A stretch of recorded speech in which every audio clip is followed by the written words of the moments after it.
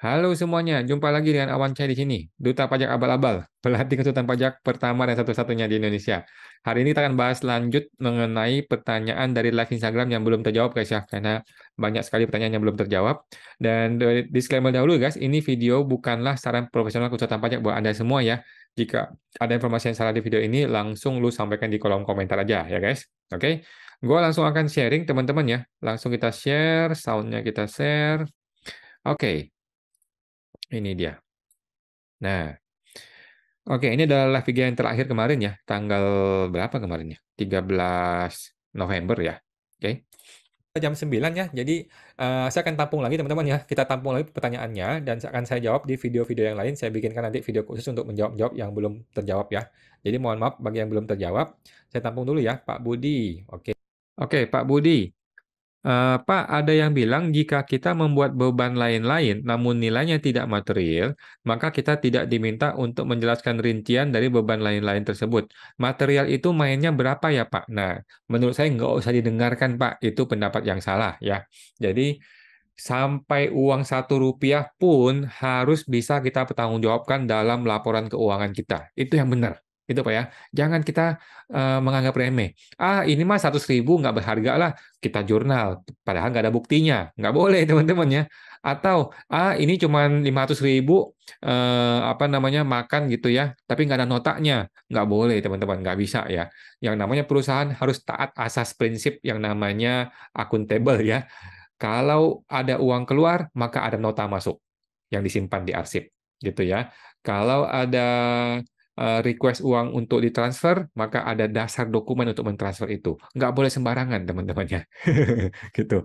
Jadi, tidak ada sebuah istilah yang material. Kalau di akunting ya mungkin material itu ya tergantung size-nya perusahaan ya. Kalau perusahaannya ratusan miliar ya mungkin nilai 100 juta juga nggak material.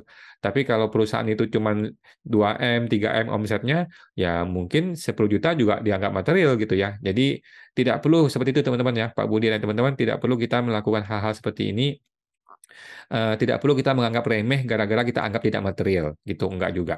Semuanya adalah material. Ya. Semuanya adalah sesuatu yang perlu kita pertanggungjawabkan.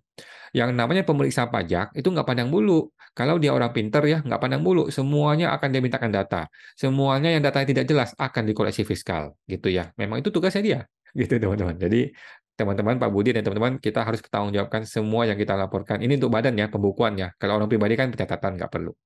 Gitu Pak ya. Semoga teman tuh Pak Budi. Oke Pak Budi. Kemudian ada Bapak Ferdinand Hardiono. Kalau renovasi rumah, apakah biaya renovasinya menambah jumlah harta? Jawaban saya iya. Apakah meningkatkan nilai rumah? Jawabannya iya.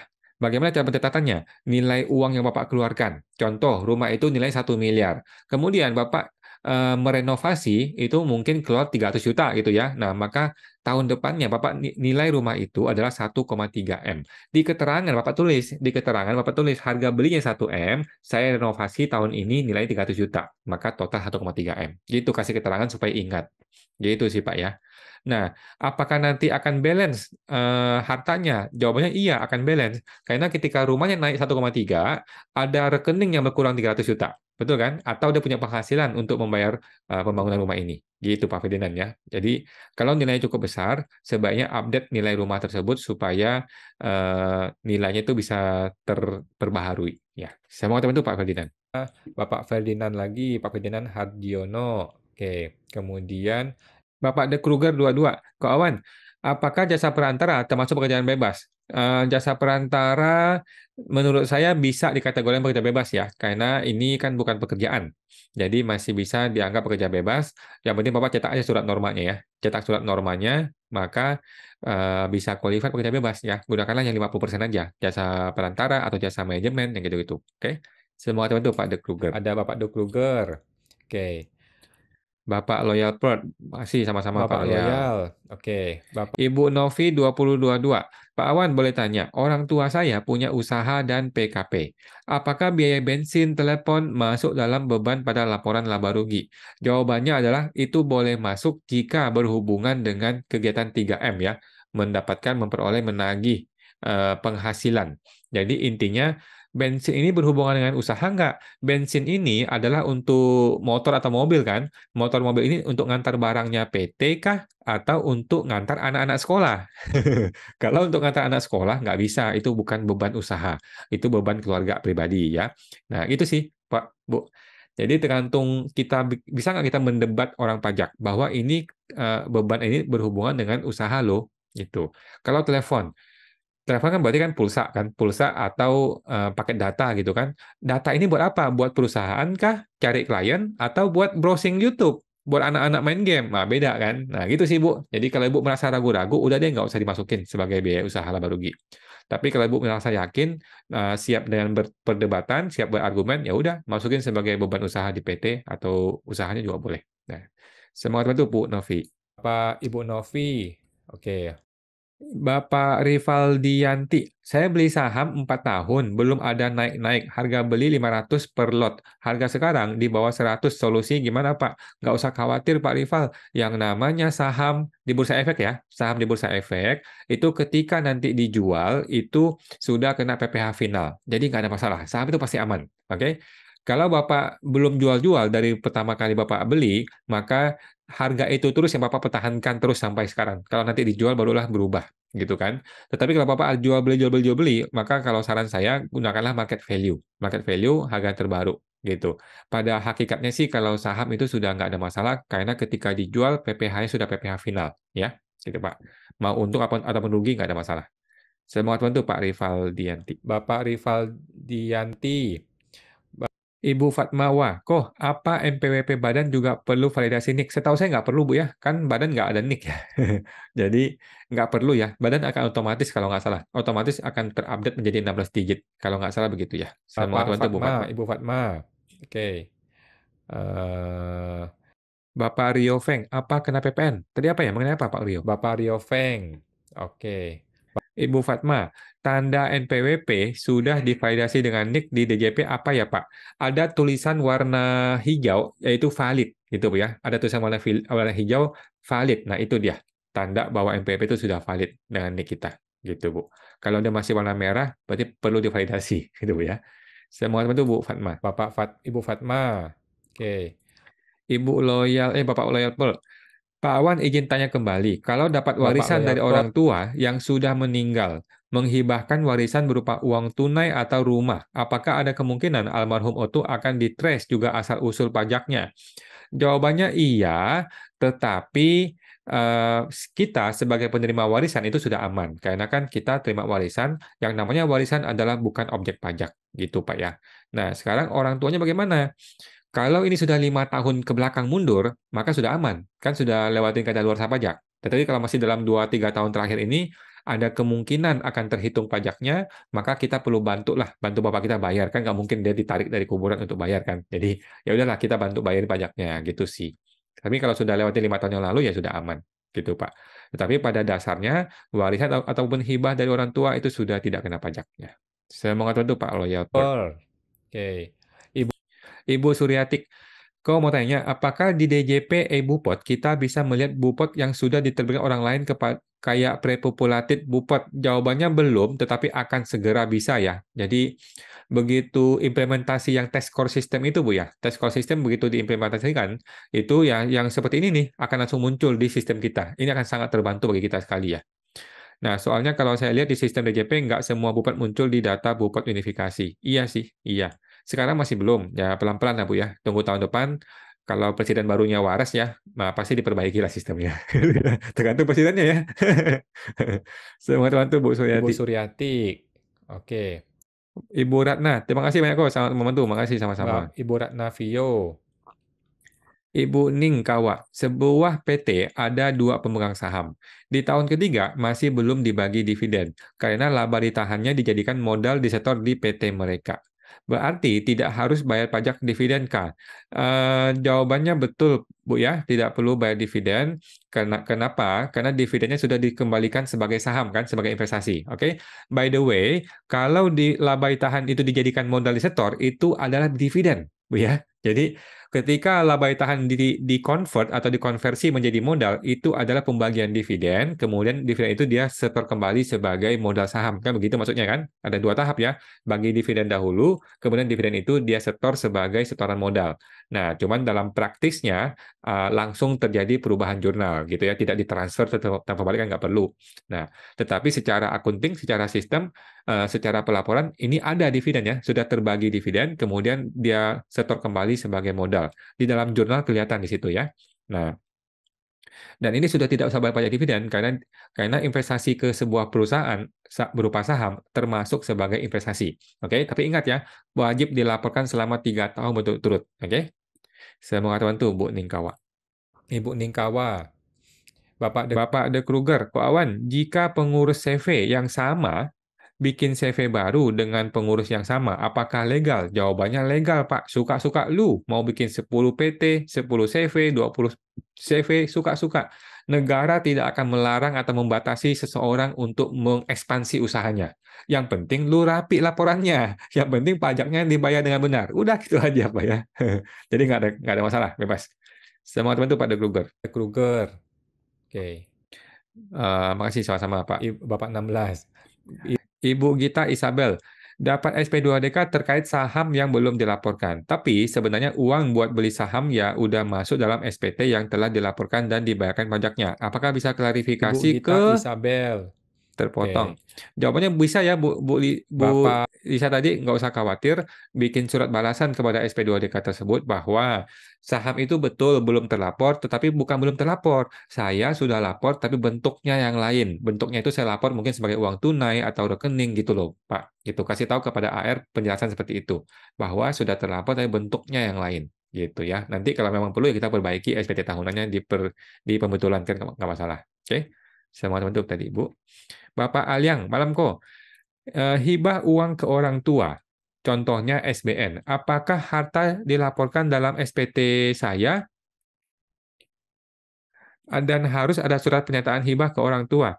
Jadi kalau si pemberi hibah itu sudah hilang barangnya, Pak. Jadi si pemberi hibah barangnya kan keluar, berarti hilang, dia nggak usah lapor lagi. Oke, si penerima hibah dia perlu laporkan hartanya di bagian harta, kemudian penghasilannya dia lapor sebagai penghasilan hibah di lampiran 3 yang namanya penghasilan yang tidak termasuk objek pajak ya. Nah, di situ laporan sebagai hibah.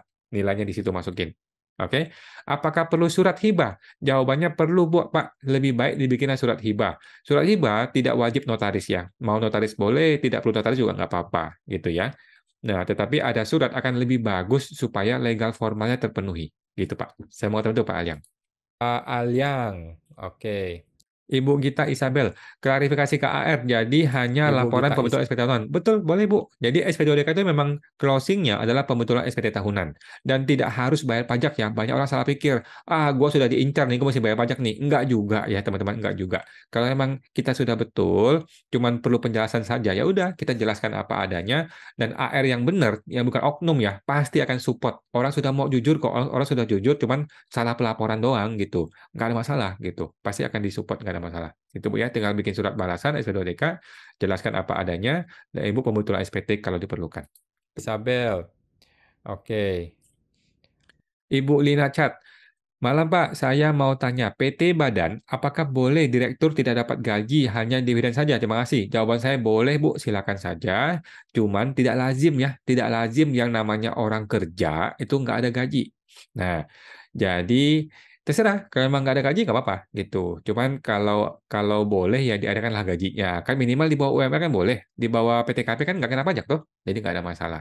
Tapi kalau mau dipaksakan tidak ada gaji, nggak ada masalah juga, nggak apa-apa juga.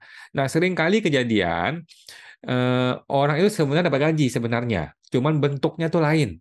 Mau dibikin piutang lah atau hutang lah, itu masalah tuh nggak boleh gitu ya. Jadi kalau memang betul ada gaji ya udah dibikin gaji. Kalau memang nggak ada gaji betulan ya udah nggak ada gaji, nggak ada masalah. Gitu Bu ya. Nah, semua teman tuh Bu Lina. Ibu Lina Chart. Oke. Bapak 1687, masa PPh final terakhir di 2024. Jadi Januari sampai dengan Desember 2025 tetap bayar PPh masa per bulan atau bagaimana kewajiban WP? Oke, nanti Pak ya, kita tunggu petunjuknya ya. Nanti mungkin menjelang akhir-akhir 2024 akan ada petunjuk teknis dari DJP bagaimana teknisnya nanti. Kita tunggu deh, karena sekarang kan masih nggak jelas nih. Nanti kan presiden baru nih. Februari presiden baru, dia kan bentuk kabinet, bentuk menteri, menteri keuangan sudah orang baru. Kita nggak tahu siapa ya, karena selama ini Sri Mulyani nggak ada orang yang bisa ngalahin dia ya. Nah, menteri sudah baru, sistemnya mungkin baru, jadi kita tunggu aja. Siapa tahu diperpanjang. Siapa tahu presidennya baik kan diperpanjang 7 tahun lagi kan siapa tahu ya. Tetapi kalau enggak ya sudah.